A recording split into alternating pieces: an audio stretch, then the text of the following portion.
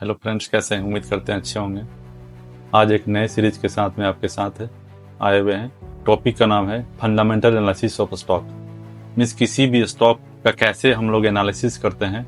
छोटे इन्वेस्टर हैं और मार्केट में नए नए एंट्री लिए हैं, तो आपको इन्वेस्टमेंट कैसे करना है, उसके लिए क्या क्या एनालिसिस जरूरी है, एनालिसिस के लिए क्या क्या प्रोसीजर है, वो सारे को इसमें हम चर्चा करेंगे, ताकि आप लोग सही कंपनी का प्रॉपर रिसर्च के बाद उसका सिलेक्शन कर सकें और उसमें इन्वेस्टमेंट जर्नी स्टार्ट कर सकते हैं। तो इसके लिए सबसे पहले मार्केट कैप। किसी भी कंपनी का मार्केट कैप वो होता है जिसको देखकर आप अनुमान लगा सकते हैं कि वो कंपनी छोटी है या बड़ी होती है। मीन्स बड़े कंपनी में इन्वेस्टमेंट अच्छा होता है क्योंकि उसमें लिक्विडिटी का समस्या नहीं होता है। मीन्स उसके स्टॉक को अगर बाई करते हैं तो कभी भी इन फ्यूचर आप उस स्टॉक को बेच सकते हैं। मार्केट कैप यह भी बताता है कि पूरे कंपनी को अगर खरीदना है तो उसके लिए कितने रुपए पे करना होगा ताकि आप उस कंपनी को खरीद सकते हैं। इसका एक प्रॉपर फॉर्मूला भी है। Current price of stock of specified company and number of equity of shares, दोनों को मल्टीप्लाई करने के बाद जो वैल्यू आता है वो मार्केट कैप होता है। तो आप लोग ये समझ गए कि मार्केट कैप का क्या रोल है। मार्केट कैप उसके कंडीशन को बताता है कि वो कंपनी बड़ी है या छोटी है, इसको देख कर आप समझ सकते हैं। सेकेंड होता है P ratio. P ratio fundamental analysis में बहुत बड़ा योगदान होता है। इसके बिना आप फंडामेंटल एनालिसिस करना असंभव है। अगर सिंपल सा चीज़ है कि कोई भी एक प्रोडक्ट है और उस प्रोडक्ट का एक्चुअल वैल्यू क्या होना चाहिए, उसको आप परमानेंटली बाई करते हैं, खरीदते हैं, तो आप जानते हैं कि इसका एक्चुअल प्राइस क्या है। परंतु अगर कोई अननोन व्यक्ति है जो कि वो कभी बाई नहीं किया है तो वो कभी भी ठगा सकता है। तो उसके लिए उसको उस प्रोडक्ट के बारे में एनालिसिस करना जरूरी है कि वो प्रोडक्ट का एक्चुअल वैल्यू क्या है। तो यही रिसर्च स्टॉक मार्केट में पी रेशियो के नाम से जाना जाता है। पी रेशियो एक ऐसा टूल्स होता है जिसके माध्यम से आप कोई भी स्टॉक सस्ता है या महंगा है आप जान सकते हैं। ये कैसे जान सकते हैं, आइए कह लेते हैं। पी रेशियो का मतलब होता है प्राइस टू अर्निंग रेशियो। इसका फॉर्मूला होता है करेंट प्राइस ऑफ स्टॉक पर share divided by earning per share. Means इसको एग्जांपल से समझते हैं। एक एबीसी कंपनी है जिसका करंट प्राइस 1000 रुपया है, अर्निंग 100 रुपया पर शेयर है, तो उसका पी रेशियो 10 का निकल के आता है। क्यों? क्योंकि 1000 को 100 से डिवाइड करने के बाद जो वैल्यू आता है वो 10 आता है, उसका पी रेशियो 10 होता है। इसका मतलब क्या हुआ कि आप अर्निंग की तुलना में उसे 10 गुना पैसा दे रहे हैं।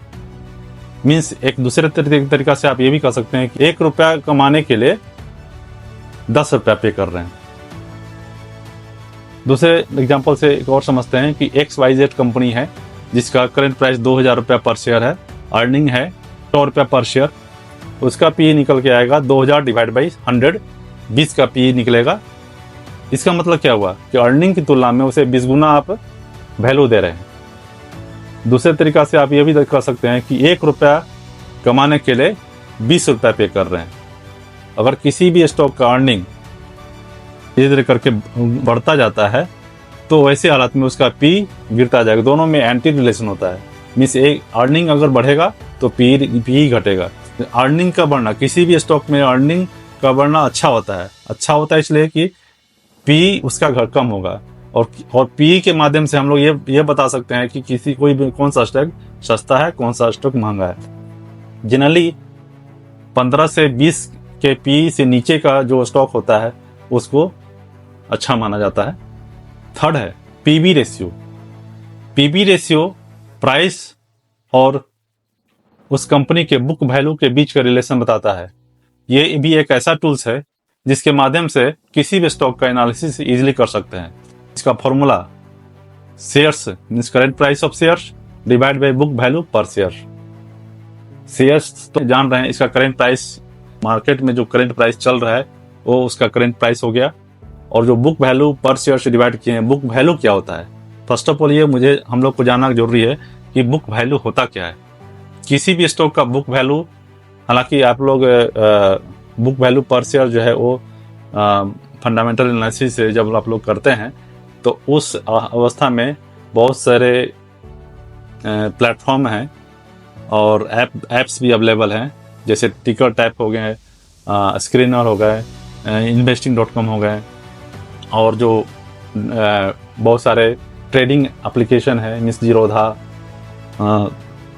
ग्रो और इट बहुत सारे जो प्लेटफॉर्म है उस पर भी ये एनालिसिस के बहुत सारे टूल्स अवेलेबल हैं, आप लोग देख सकते हैं। वहाँ पर बुक वैल्यू पर शेयर दिया रहता है, उसके माध्यम से आप लोग ये बुक एनालिसिस कर सकते हैं। बुक वैल्यू होता क्या है? तो book value equal to assets minus liabilities, means assets, तो किसी भी कंपनी का एसेट्स में टोटल लायबिलिटीज को माइनस करने के बाद जो वैल्यू आता है बुक वैल्यू कहलाता है। और टोटल बुक वैल्यू को आप नंबर ऑफ इक्विटी शेयर से डिवाइड करने के बाद बुक वैल्यू पर शेयर निकल जाता है। और बुक वैल्यू पर शेयर जो निकला वो यह दर्शाता है कि अगर कंपनी आने वाले समय में अगर बंद भी हो जाती है तो आपको उतना रुपया मिलेगा, मीन्स बुक वैल्यू पर शेयर जो है उतना रुपया जरूर मिलेगा। किसी भी स्टॉक का एनालिसिस आप लोग जब करते हैं, मीन्स स्टॉक एनालिसिस करने के बाद जो पिक करना है वो जनरली जो है 2 से कम का पीबी रेशियो को ज़्यादा प्रेफरेंस देना है, वो ज़्यादा बेटर माने जाते हैं। साइड में देख सकते हैं ONGC, जिसका कि बुक वैल्यू 280 का है और price to book value ratio 0.89 है, ये साइड में आप देख सकते हैं। फर्दर फाइनेंशियल रेशियो डेब्ट टू इक्विटी रेशियो है, जिसका फॉर्मूला होता है total debts divide by total equity. यह कंपनी के कर्जा को बताता है। जिस भी कंपनी का डेब्ट्स जितना कम होगा वो ज़्यादा ही अच्छा माना जाता है। और इसको जानने का क्या तरीका है, क्योंकि आपको कहीं भी फाइनेंशियल जो टूल्स प्रोवाइड किए जाते हैं किसी भी प्लेटफॉर्म पर, वो रेशियो के माध्यम से ही प्रोवाइड किए जाते हैं। और उसके फाइनेंशियल स्टेटमेंट को आप देख सकते हैं, फाइनेंशियल स्टेटमेंट में भी कर्जा के बारे में डिफाइन होता है।